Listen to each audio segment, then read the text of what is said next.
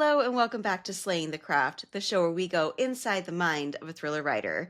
I am your host, Sabrina Thatcher, author, book coach, podcaster, and most of all, fan of the genre. Today, I am so excited to introduce my newest guest. Her name is Courtney Psak. Courtney graduated with a degree in communications and journalism with a master's degree in publishing. Damn girl. She currently lives in Palm Beach, Florida with her husband and two sons. She's a member of the Crime Writers Association, International Thriller Writers, Sisters in Crime, and a board member for the Mystery Writers of America. Her latest novel, The Tutor, a psychological thriller, was released on digital and audio on August 7th and will be available in paperback this November on November 11th. Additionally, her next book, The Hostess, will be released on January 15th in digital and audio and then in paperback in April. You are a busy lady. Welcome, Courtney. Thank you. So excited to have you here.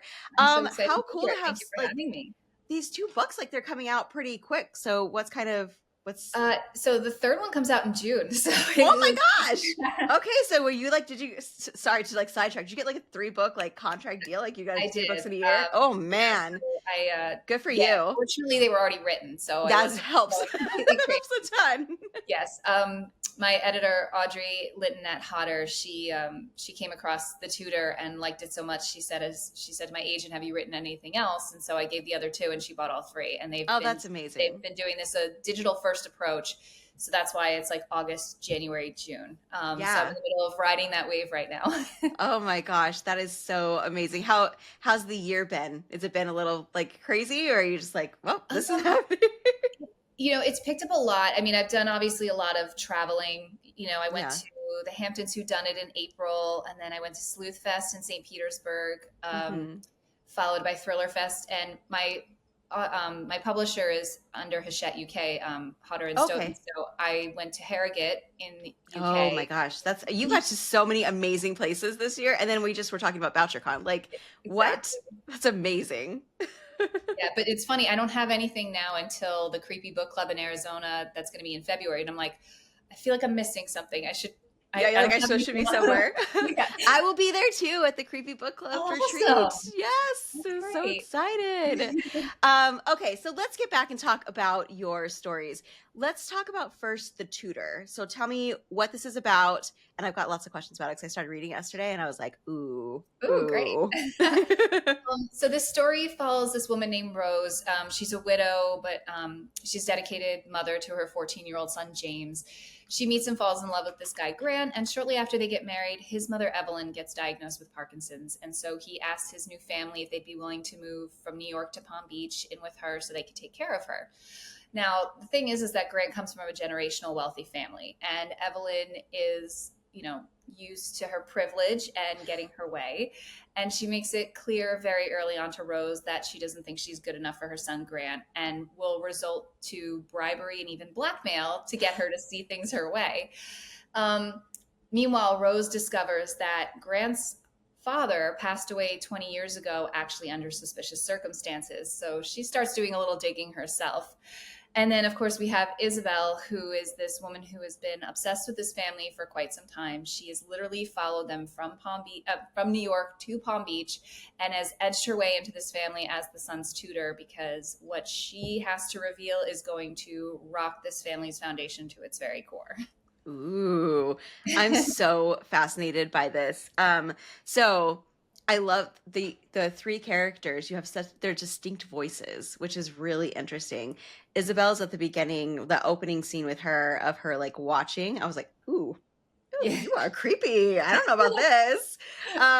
But then Rose, and like really kind of, I felt like she's like your more not standard, but like she's a protagonist. Like you're like there, you're with her, right? Like kind of a more normal-ish person. Like everyone can see themselves in. Yes, exactly. And then Evelyn, oh my gosh, she's woman, my favorite. She is so fun to read. I bet she was amazing to write. How was she like really pulling her together in this like Gilded Age house and all of this stuff?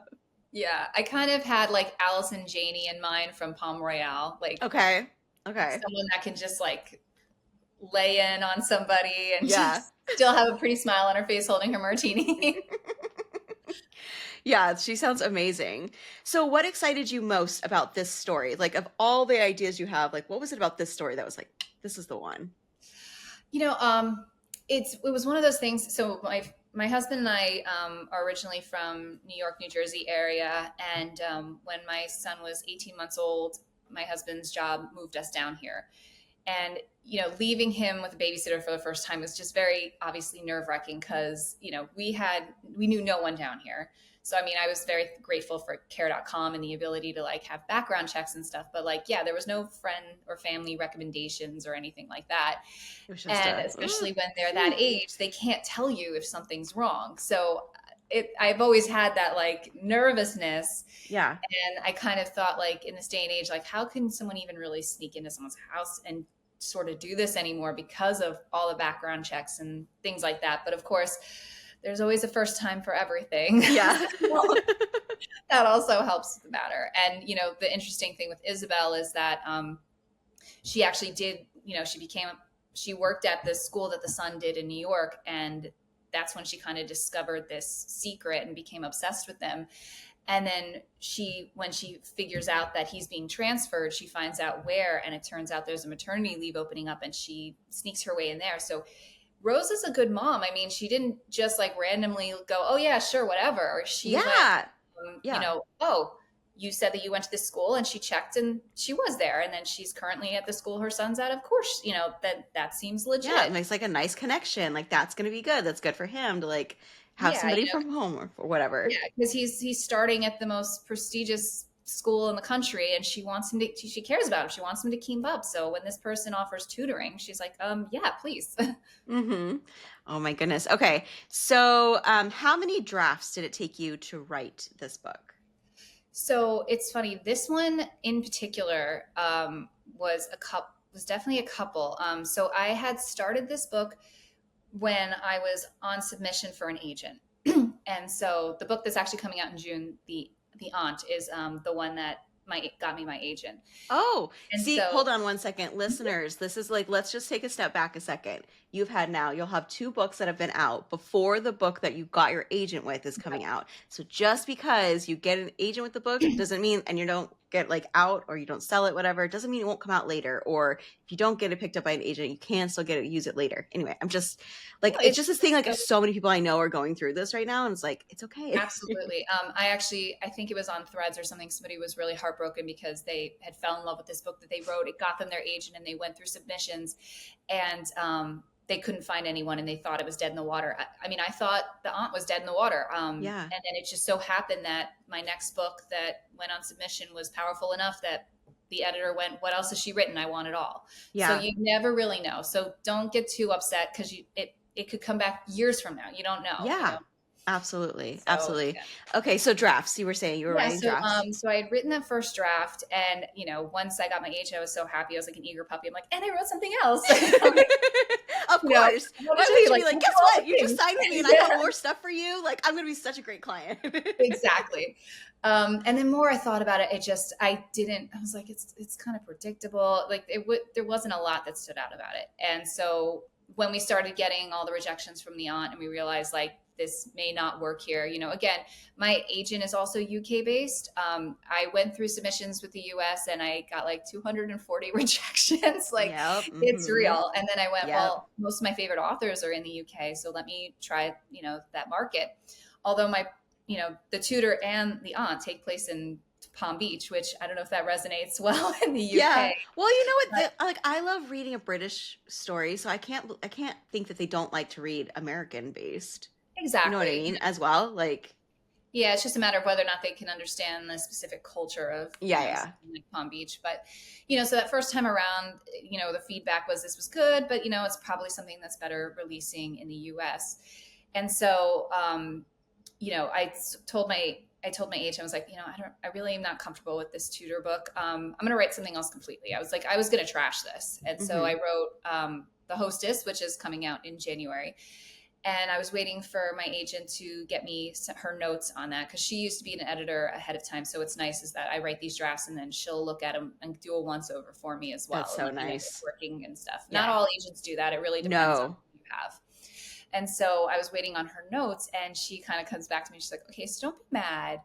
But a lot of editors really like this idea for the Tutor. And I'm like, oh, it's like, it just didn't sit right with me. It just did like, I was like, I kind of knew like you could submit it, but they're not going to buy it. Yeah. So I was like, okay. She's like, well, let me take a look at it, see what I can do. And so she, wrote me back. Like I felt bad. She worked really hard, tried to give me a lot of good notes. And I just kept looking. I'm like, it's like putting lipstick on a pig. Like it still Yeah. You're doesn't. like, this is just not working. So I said to her, I was like, look, give me a month. I'm just going to completely rewrite this. And, it was good. It had me under pressure because again, I didn't want to wait too long and find out the editors already filled that quota and now they're not interested in that anymore.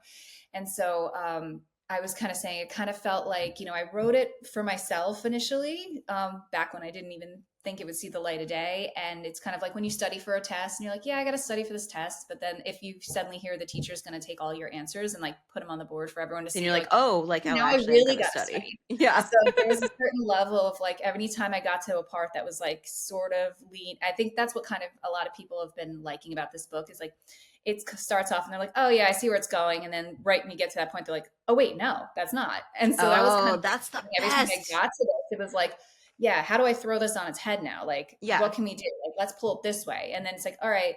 And then it slowly kind of goes, all right, well now I see. So it was this and this person and this and then you're like, nope, this way. And like, I kept doing that over and over.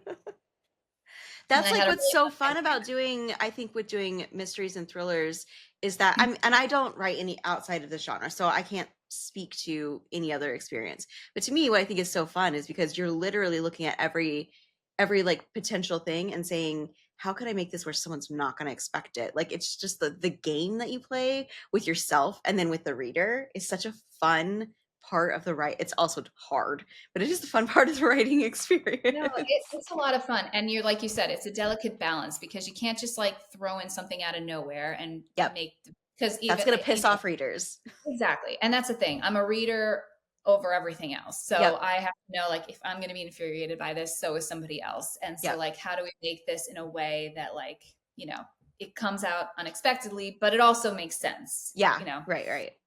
Yeah, it is the challenge for sure. Okay, so do you write like when you do your first draft, are you just doing like a outline? Are you doing Brian McCauley calls it a skeleton draft, which is basically just like just really bare bones? Or do you do a full where's kind of your process? Yeah, I'm definitely more the skeleton. I'm very much an outliner, and I'm also very a plot-driven person. So okay, let's talk about that in a second because I have a lot to say about that. Go ahead. So before anything else, like the plot has to work. And so, I'll come up with an idea. Sometimes it's the ending and then I build the story around that ending. Sometimes it's the hook and then building the story around the hook. And so I'll start out very bare bones, and then I'll work on my characters on the side. And I kind of do like the first 10,000 words. And then that allows my characters to kind of come out and decide, okay, what's their personality really going to be? I might take a break then and just kind of deep dive into their backstories and then let them kind of decide if, what's going to be revealed in the story about it or not. But I'm very, my priority is making sure that the plot makes sense and that there's no plot holes, making sure that each, the end of each chapter is hooking the reader enough that they want to go to the next chapter. And then I'll step away for like a week and then I come back and it's not until I'm on that like next draft that I'm actually describing what the characters look like, the settings, because you really don't want to focus on like making this beautiful scene and then wind up having it be cut anyway because it didn't make sense. So I try to do that. So when my agent looks at it, a lot of times, most of the feedback I get from her on that first round is like, can you tell us what they're wearing? Can you like, where are they at? What is this white room they're in? Exactly. And then I'm like, oh yeah, I got to go back and do that. Yeah. So does that mean that you spend a lot of time like on interiority and dialogue then, if you're like on that bare bones draft? Yeah. Yeah. I mean, and it's obviously if the setting is purposeful to the scene, I'm obviously doing that. But yeah, it's about the dialogue, being in the mindset of the character, what's motivating them to, mainly their motivation and their goals, what's driving them forward, and focusing on what can I pull from the scene that'll surprise someone, that'll make someone scared, that'll make someone intrigued, and that's kind of where I'm focused. Yeah, that makes sense. So you were saying that you are like plot focused. I feel the same way. And I have to say it's been, as I've been talking with more people, I find it really fascinating because the larger amount of authors I've talked to are character focused first. Like the character comes first and then they figure out the story. And I'm just like, I feel like I love like an exciting plot. Like, oh my God, like what if this crazy thing happens and then put the characters in? So how do you backtrack into that to say, okay, I've got this idea. This is where like this crazy twist is going to happen or this like hook or whatever. And then you're building the characters into it. Then how do you mold your characters? And are you molding them to the story or it's a kind of a give and take? Like, what's that process feel like? Yeah. Well, yeah, I respect so many people that do character driven. Those are the people that are capable of writing series. Like Yeah. I wish I, you know, everyone's, especially with these 3 books coming out right away, they're like, oh, they're series. I'm like, I wish I had the ability to do that. But I mean, I put my characters through so much that by the end, I'm just, You're they're like, done. they're not going to be able to do anything Yeah, else. They're I done. couldn't This do is like what I once in a put through. lifetime. You know, and you know, most of the people that are doing, you know, detective things, like they have that background. So like Yeah. that's something that I don't have enough confidence in that I would be Yeah. able to continue and keep right. So that's why I kind of focus on the domestic thrillers where it's an average person that, you know, stumbles into something. And that also makes it hard. If you're a domestic writer, I mean, how much can a desperate housewife get into Yeah. outside, you know, How from a many thriller scenarios? perspective? I mean, there's plenty of drama on the romance Oh, side, but yeah. serial killers and kidnappings, you'd be like, okay, you need to move. Yeah, Like, dude, this is like Murder She Wrote. Also, like the yeah. worst town in the entire country. But yeah, so as a result, you know, actually, it's funny. I was watching the Netflix series Sirens. Okay, I know what you're Um, talking about. I haven't watched it yet, but I know what you're talking about. so Megan Fahey, I think is her name. Her character is so funny. It's just, she's very quick. And Sirens is, again, also like kind of like a mystery, a little bit of a thriller sort of thing. And I just loved her character. I was like, I want to write a character like this. I want to write a character like this. And I started writing it and I was like, like I couldn't get the story around her, you know? So I Yeah, mean, it's still in the back of my mind because I was like, yeah, I want to write a fun thriller where you have somebody that just can do these quips and things like that and yeah. just hysterical. And yeah, so I kind of really do focus more on the plot itself and try to mold my characters around it. So like, what would it take for someone to have to do this? You know, what would motivate them to want to do this? All right, you probably got to give them a bad past. So like, Yeah, all right, you know, they're willing to look for this. You know, maybe they're willing to look for this missing child because they lost a brother when they were younger. You know, like you have yeah, to kind of do things like that and then go, how would that affect somebody growing up? What sort of trauma would they deal with, and what sort of background did they have? Or was it a supportive family that helped them through it, or were they left to their own devices and created a lot of, you know, complexes in them? yeah, yeah. No, and I think it's fascinating. That's why wanted to talk about it because that is kind of what I have found is where you go from the plot, like, okay, this is going to happen. So who would be in this situation, Mhm. and how did they get there? But then what I have found is like then I get them into the situation, and I haven't done enough character work. So can you talk to like how you're doing character work because I'll get them to, and maybe this goes to your first draft. But like getting them to actually have the dialogue, like I'll be fine, I'm ready to go, I know what needs to happen in this scene, and then you get there and it's like, well, I don't know what they're going to say to each other. Like what's their Yeah. personalities, right? So that's such a Yeah.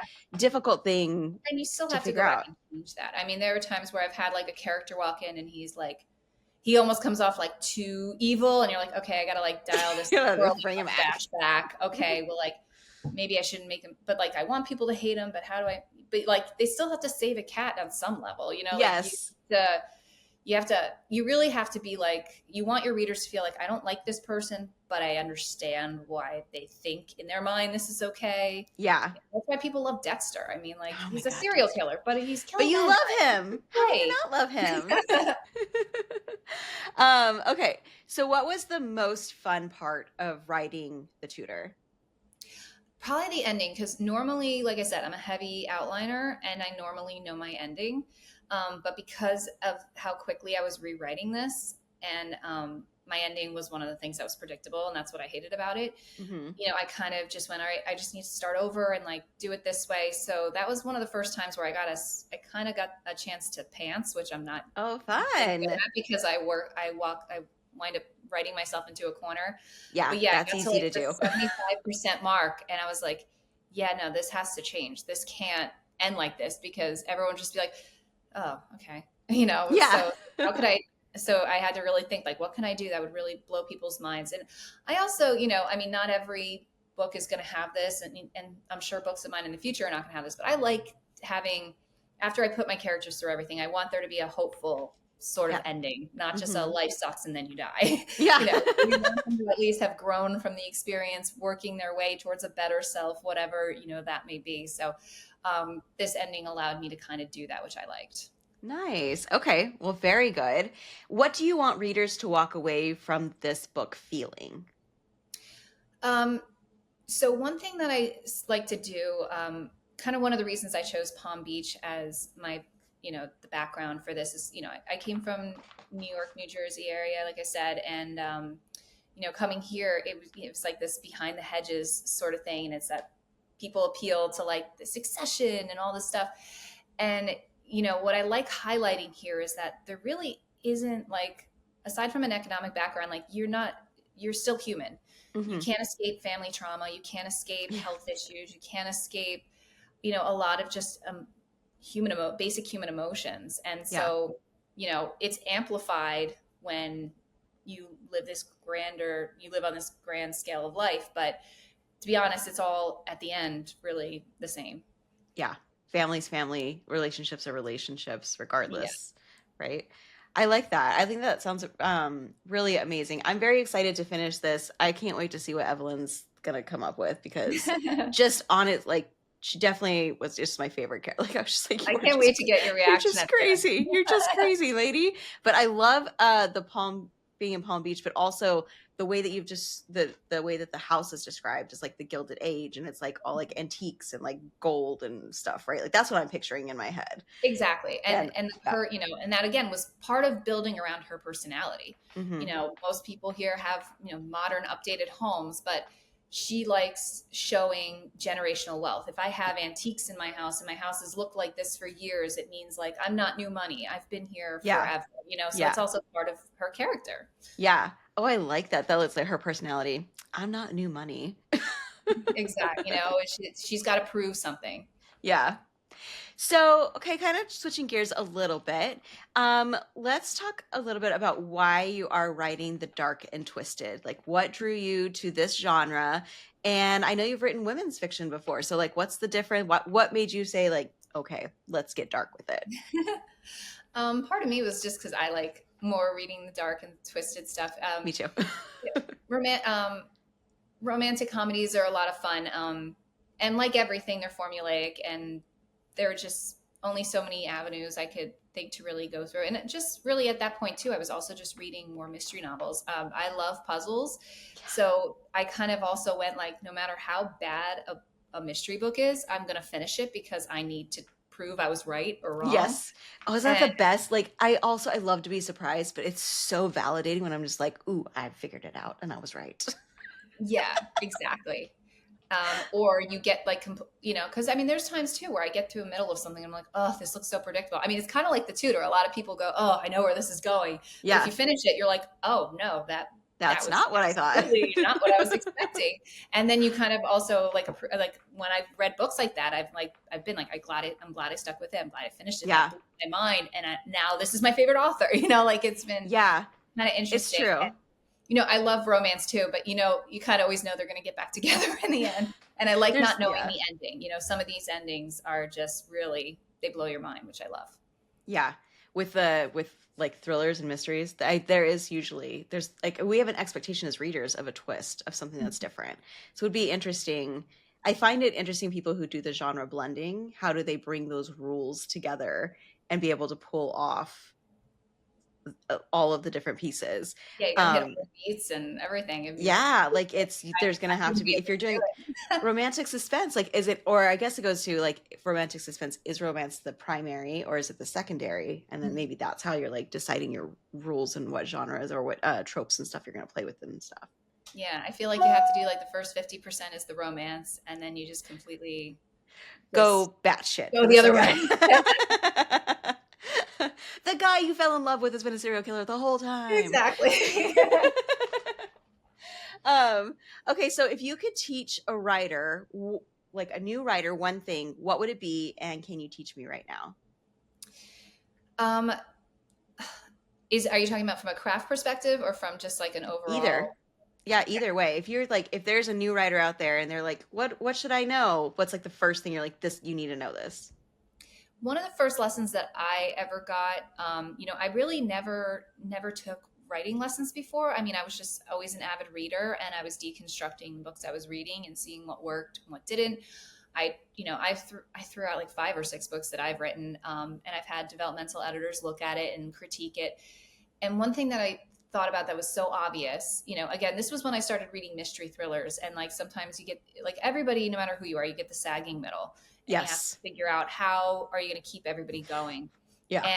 And in my mind, I was like, well, I have a really good beginning, the middle kind of lags, but then the end is going to be great. And my developmental editor was like, if I'm not willing, I'm not going to get to the ending If I can't I'm get through this bored. part. And it was like, if you as the reader are bored, like you as the writer are bored, the reader is going to be bored too. And so that was something that I've kind of always stuck with. And that's why I try to make every chapter like, what can I do to make sure that they keep turning the page? Where can I flip things on its head? Where can I drop a bomb? Things Yeah. like that, which I just felt was helpful. Yeah. No, I love that. And I think that that's an important thing, right? As a writer, you should be, especially in this genre, that is that ending you were talking about, the hook, the thing that is propelling forward, right? There's something that is making them want to turn the page, rather how you've written it as a cliffhanger or a question or somebody's walked in or like whatever that case is. But also, can you talk to a little bit about that propulsion while also not like it's just you can be propulsive and like one thing leads to the next thing leads to the next thing, and as a new writer you think you're doing that, but then we find out, well, there's not enough conflict, right? Like it's, oh, you solved this problem, then you solve this problem, then it's almost too easy. So like what was like, how do you manage through that? So I kind of, one of the things I like to do is I love doing virtual conferences. Writers Digest does a thriller virtual conference, usually in like March. Okay. And I always go on that. I take notes, and I've just had, anytime I'm starting in a book, I will go through that. So actually I'm starting on like book 6. And I have to say, like, instead of the 3-act structure, I do this like video. Ooh, yes. Yeah. And I love it because it's the trigger effect. Act 1 is setting up the problem, and then you get to the actual turning point. Like, this is where, okay, this is whatever caused the trigger here. It's serious. Now we have to propel in. And then you'll recover from that problem. But as soon as you recover from it, you have your second trigger event, which means something else is going, okay, well, I solved this, but now we're going in a different direction. Yeah. Then you deepen that problem. You have your turning point, your dark moment, and then you go up to resolve the problem in the resolution. And that kind of zigzag helps me from, again, just going, oh, we solved it, like, okay, like now we need to make it difficult, or we need to change it. I like what you were showing as well. So for listeners who are not watching on YouTube, I do recommend go check it out on video. But the map that you were showing of that, like up and down, it's the roller coaster. Yeah. It's a W. It's a roller coaster effect, right? Mm-hmm. And like that is what we want to take readers on. We want, as a reader, we want to go on the ride. Like that's what thrillers are, it's thrill ride, right? And so I like that's what you're using as part of your structure building, so that you have this, like, it is intentional of we have breaks, or we're getting down to this point where we need to make a change, and that kind of thing. Yeah, I think it adds a little more excitement than the standard 3-act structure. Yeah, I would agree. That makes sense.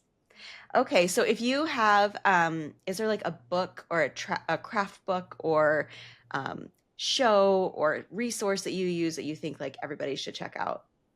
Well, so I kind of already just pitched Writer's Digest, because to be honest, like I've had this notebook for 2 years, and I'm constantly going through it, and it's wonderful, just like showing you how to do the quarter plan, how to not shoot yourself in the foot. Are you following the tropes for your genre correctly? How to do a satisfying ending, what are the important things. So I really enjoy just flipping back. So when I am outlining, I'm making sure that I'm following in this. Yeah. And again, every year I enlist again and listen to, all the new people that they have. And every time I'm just blown away in how people work out their situations, which I really love. Yeah, that's amazing. Okay, so the Writer's Digest virtual conference, which is Yeah. great because it gets more like it's so much more accessible. And Um, then you have it for the year too. So like even oh now yeah, I can refer back to those videos. nice. Okay, very cool. So we're gonna switch gears to something I call rapid fire questions, which, as I think I mentioned to you beforehand, has not been rapid fire at all. So don't feel rushed. But I don't know why I'm calling it that. It just hasn't worked out. Okay, so we're gonna go through these questions. We're asking all of our authors. First of all, what is on your desk From a book perspective? from a writing perspective? Oh, okay.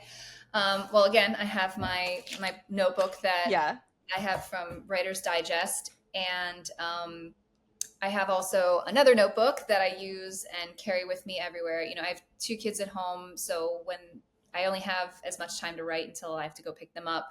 But if I'm in the middle of like really into writing, I don't want to forget those scenes. I bring my notebook with me because, and I'll be at their basketball practice writing out these scenes hmm, and then applying them later. So I always have a notebook with me. Just no one would ever be able to understand or read it, but it I know doesn't what matter. It's for yeah, you. That's amazing. I have in my purse. I have a notebook too because I'm always just like, you just don't know when you're gonna need exactly. to work it out. Yeah, so those are mainly my two things. I've got my headphones, and I was just reading Andrew DeYoung's book, Don't Let Him In. Okay. Yeah, I think that was what it was called. Um, Okay. yeah, I just finished that, so I put that away, and now I'm listening to Jason Rekulik's Hidden Pictures. Ooh, oh, you got to look at the book. Oh, Listen, I'm 100% audio. Like, I'm all about the audio. I was listening to this book on audio, the tutor, but Hidden Pictures, you got to see the pictures. okay. It So is, I'll order the book then. it is. I cannot wait for you to do it. And then you're going to like, there's a reason why like it's called Hidden Pictures. So, but it's so good. I'm so excited for you because it's such a fun book. It's so good. Yeah, I read Last One at the Wedding, and we're Yeah. going to see him at Creepy Book Club, so of course I want to read. Yes. Oh, that's fantastic. Okay. So what ritual, if any, do you have before or after you write? So before I write, I live in Florida, so I do a lot of walking. So I bring my headphones. I tend to listen to like Spotify's like suspenseful music, Yeah. and that's when I'll start to like think about what I'm doing. And I like the suspenseful music because it keeps me from getting sidetracked and my brain going in a different direction. It reminds me like, no, you're Yeah, focusing like on this is what we're focusing on today. figuring out these characters and the plot. So that's probably the first main thing I do before I write my outline. And then afterwards, it's crazy because like you put all this effort into the book, and then especially towards the end, like you're just sitting there in front of your computer, like hammering it out. And then when it's done, or you have to like at least take a break from a draft, you're like, okay, now what do I do with myself? I have all this energy. So when I was during COVID, I started baking macarons. I taught myself how to make them as like my Ooh, project. okay. And what's great about them is they freeze for like 3 months. So Yeah. I give them to my kids' teachers. If we go to someone's house, I bring it as a hostess gift, or if we have people over. So it's great. So I can make them and then just throw them in the freezer. So, but they require so much concentration that I'll listen to an audiobook and, make a bunch of those. Oh my God, that sounds amazing, actually. I'm super impressed because I hear that they're very difficult to make. Oh yeah, They're they took a couple of years for me to learn how really to. Yeah. they're the best cookie, but they're I was like, I don't think I could ever try to make it. I'm very impressed. Okay, so if you are writing multi POV or multiple timeline, do you write straight through like the reader reads it, or do you write each character section and like weave it together? So in this case, so for the tutor, for example, Isabel's timeline was the only, like her storyline was the only thing that I really didn't change. Okay. So in that sense, I weaved her story into, in between Evelyn and Rose's Yeah. storylines. But for the most part, I kind of do it all in real time, Hmm. just to make sure everything kind of stays consistent. Yeah. That definitely makes sense. Okay, Um, thanks. what is the most bullshit piece of advice you've ever heard? Um, I'm trying. I don't know if it's so much advice. It's the lack of.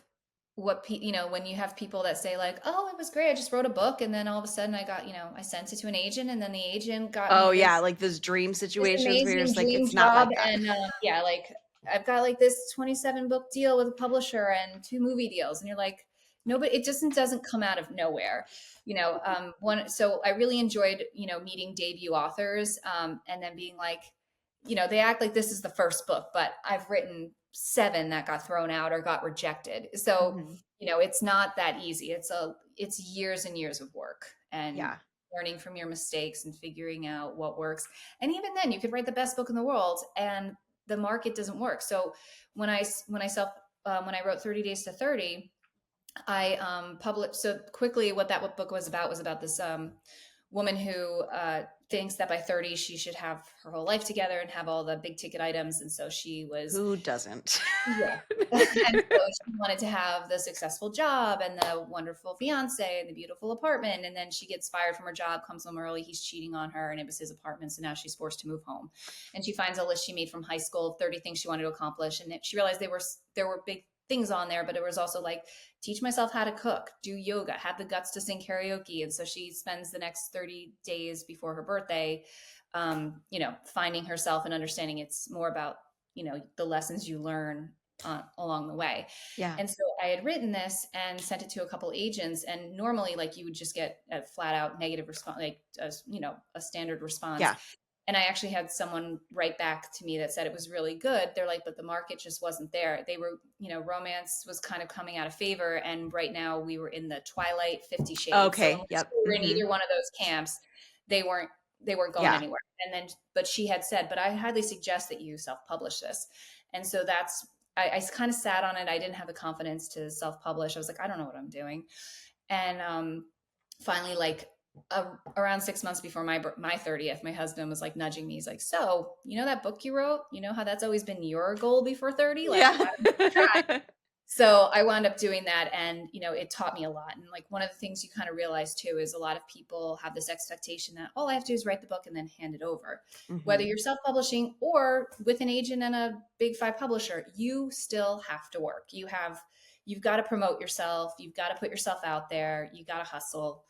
Yeah. Yeah. So I'm kind of realizing what I did for self-publishing is really not that different from what I'm doing now. That's true. I've heard that a lot from people, especially because the reality is, even if you are in trad publishing, they only have so much budget, so much time, so much where they've decided to put their money and energy. And so sometimes that still comes back to the author to do a lot Yeah. of this like pickup work. But then it's also kind of valuable because then you get a chance to like know your readers better. I would think, but I have no idea. I'm not a Riley Sager, so I don't know what his life is like. Okay. And so what is the best piece of advice you've ever heard? To be honest, I think it was one of my early developmental editors just saying like, you've got to write the book you want to read. Like I've read the Tutor at this point probably 10 times. My Yeah. agents read it 5 times. My editors read it like 8 times. But every time I go to do my edits again, like at first I'm like, oh, I gotta read this again. But then I get like 2 chapters in and I'm hooked as You're well. sucked And I'm in. like, okay, so that's a good thing. Like, despite how many times I've read this, the fact that I'm like turning the page, like that's the goal that I should be doing. Yeah. And so, yeah, it's just always remember in your mind when you're writing, like if you're bored, the reader's going to be bored. If you're excited, the reader's going to be excited. So try to emulate those emotions. I like that. I like that a lot. What is the darkest idea that you've had that scared you about yourself? I mean, I could tell you almost all my ideas scare my husband. Isn't that the best? My husband's the same way too. And I was just like, you're gonna piss me off. I know how to get away with this, right? Like I spent a lot of time in this phase. Exactly. Yeah, I'm trying to think. There was a kind of a side note. So when I was writing The Aunt, my editor wanted me to have a storyline for an FBI agent. Mhm. And I was like, I know nothing about law enforcement. I don't know what I'm going to do here. And then I realized that one of the security guards at my kid's school was former FBI, and she was actually also Ooh. his swim teacher. So I said to her, I was like, do you mind if I like pick your brain a bit? She's like, oh no, of course. She goes, I'm handling the kids' summer camp, but you can come by around like lunch hour and we'll talk. And it was kind of amazing, like how we're talking, and there were so many times, like, I mean, the questions I'm asking, the responses she's telling me and going, oh yeah, we had a refrigerator that we found the woman's body in, It's and just actually, like and like we both had to like realize like, oh, there's a kid walking over. We should stop talking. God forbid this kid's like, so how was camp today, honey? Well, Miss Rita and this woman were talking about a body in a refrigerator. that But sounds I like on forget, and I'm brand. like, oh, and how, like, did it smell? Like, Yes, I know, because you want to get all those questions. Well, that's also the thing as a writer, but then also just as you're curious. Like for me, I'm always like so curious of like what's it actually like. Any of those things. I'm taking this Citizens Police Academy class with the Chandler Police Department That's here. really smart. Which is pretty fun. But one of the days we got to go into the holding cells at their that particular jail. And then I like got into a cell and I was like, I don't ever plan to actually be in here, but like, oh my God, this is what it's like. Like, this is bizarre. Like, this is crazy. So it's just so fun. Like when you get to do the research part, you find out like how things actually are. Yeah. Yeah. The only Uh, prison I went to in Philadelphia, they had oh my God, I just lost the name of the prison, but it was where Al Capone had been, and they okay. turned it into a huge like haunted trail. So Okay. walking through it with already all the history there, and then you have like these like crazy people, like you walk through the cell block, and they had everybody in these orange jumpsuits with like bags over their heads, and they were just shaking, and you didn't know when one was gonna like Oh freak my out. You were God. I was like, And you're this like, is absolutely. this is probably was real to some extent. Like this could be. Yeah, I was like, I feel that energy in here. So these the fresh meat felt. Did you do that for Halloween, or is that just like a random Tuesday? Oh, random Tuesday. Yeah, That sounds was right. Halloween. Okay. So, how many drafts do you do before you share with anybody? So we talked about your outline, you talked about your like draft. So it sounds like maybe you have your first draft before you share with your agent, but Yeah, I probably have about two drafts. So, like I said, the okay. first one is like my bare bones outline. I read that to make sure everything makes sense. Then I go second time around and expand on it. And after that, I go to my agent with it. Okay. And then we Um probably have around before it goes through submission. yeah, I mean, I'm sure that there's still more rounds that happen, and then once you get it to the editor, then obviously that's a whole more thing Yeah, too. then there's a couple more there. Yeah. Some But that's people another are good piece of oh, go advice is ahead. don't get too once you have an agent and an editor as well, like understand, like don't take everything so personal. Like it becomes a collaborative event. There are times where like they'll say something and I'm like, really? And then I sit back and think and go, oh, actually that was a really good idea. I should do that. I can't believe I didn't think about it. Yeah. Yeah. So just always be open for interpretation, because everybody is there championing your book, and they want it to be the best that it can be, and they understand the market and the readers as well as you do with the writing. Yeah, absolutely. And I think that that's super important.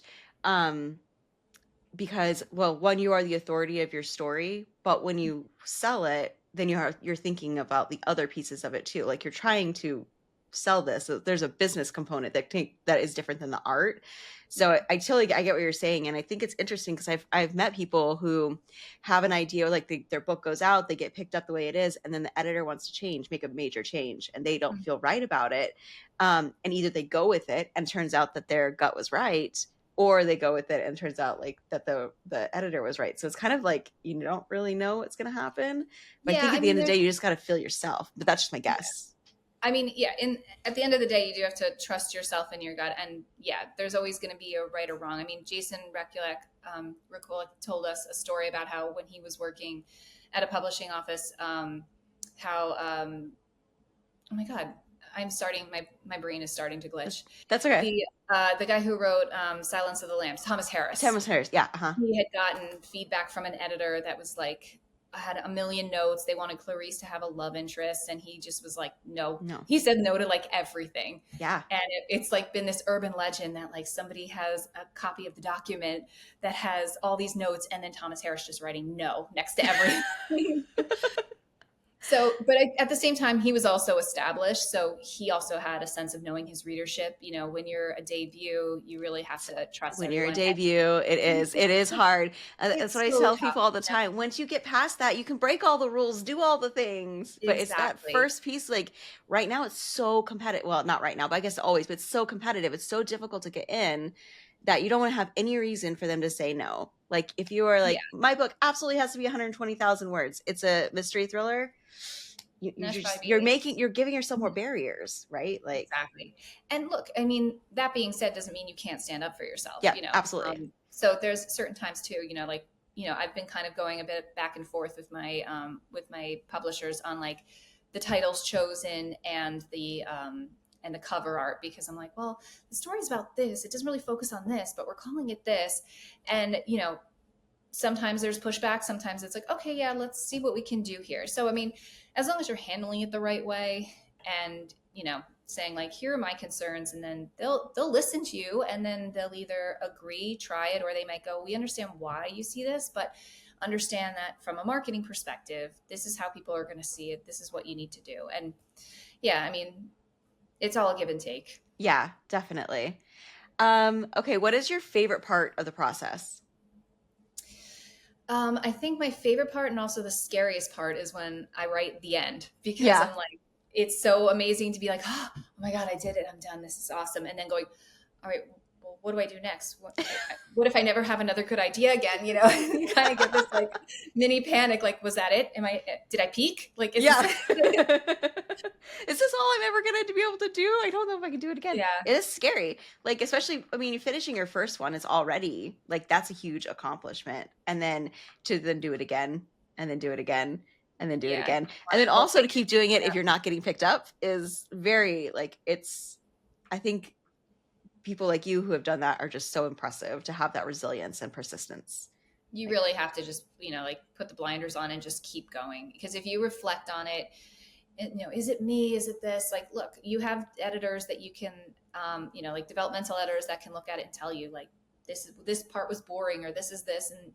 But overall, like when it's good enough and it goes in submission and it doesn't make it, it's not about you. It's about the marketing. So you put that aside and go, okay, I'm going to wait for the tides to turn and then maybe resubmit that one again. Yeah. And you just keep your head down. And again, remember why you're doing it. It's because you love writing, so again, my other favorite part is when I finally get into the groove of writing, and then it just takes over in you, and you can't wait to like get to your computer and write that next scene. Like that's the best. That is the best. Okay, last question. What is your old school favorite mystery thriller? Ooh, it's going to sound very stereotypical to say Agatha Christie's And Then There Were None. But that is such a mind blowing, like, I mean, just she slays everyone. It's amazing. Yeah. But yeah, I kind of also, I was always a huge fan of R.L. Stein.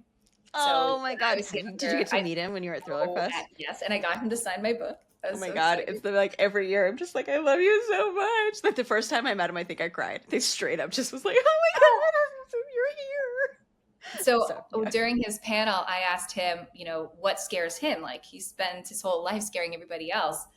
And he was like, what are you talking about? He goes, I'm scared of everything. Why do you think I write about all this stuff? And then he actually said, he was like, no, but aside from that, he's like, the only thing that ever scared me was when he thought he lost his son. He was like in a convention center and the kid just walked away. And he was like, it was probably a matter of a minute, but still, like, as a parent, you get that, your heart just drops and you're like, oh my God. Yeah. I bet that's terrifying. But yeah, I totally agree. R.L. Stein's great. Were you Goosebumps or Fear Street? I was both. I mean, I was a creepy kid when I was younger. Me too. That adrenaline. I loved Halloween. I remember reading it at a young age too, probably younger than I was supposed to. But yeah, like I think I read every single Goosebumps, and then so R.L. Stein said that age is from like 7 to 12. So I think I read all of them, and then when I turned 12, I was like, and Fear Street it is, and then yes, the Babysitter and all that. Oh my God, yes, The Prom, like all the Fear Street books. Those were my favorite. Like I remember very distinctly where they were in the library. Like I can picture it. So they're in that area, and then the Christopher Pike books right next to it, and so it was just like that whole like creepy teenage horror. Yes, those are amazing. Yeah. My son is 8 years old now, and I've just introduced him to Goosebumps this summer, and Oh he's my loving it. And even my 5-year-old like would be curling up next to him, like listening. God. You're like, you want to come hear about Slappy? Oh, we did Slappy. I was actually glad my 5-year-old fell asleep when we got to the end, because it's like normally with those books, like they have a happier ending, but because that's a series, Yeah. it keeps going. It So keeps like, going. yeah, nope, he's still alive. He's still gonna terrorize. Oh my gosh. Well, Courtney, it's been so amazing talking to you. Where can people find you? So mainly Instagram. I'm on Facebook as well, but yeah, Instagram is probably the best place to reach me. What's your handle? Oh, at Courtney Psak author. Oh, Perfect. at Courtney Psak _ author. Fantastic.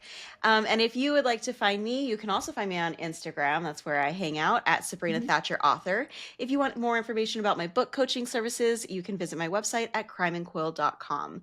Until next time, friends, stay sharp and right twisted. Bye. Bye. And pick up the Tutor.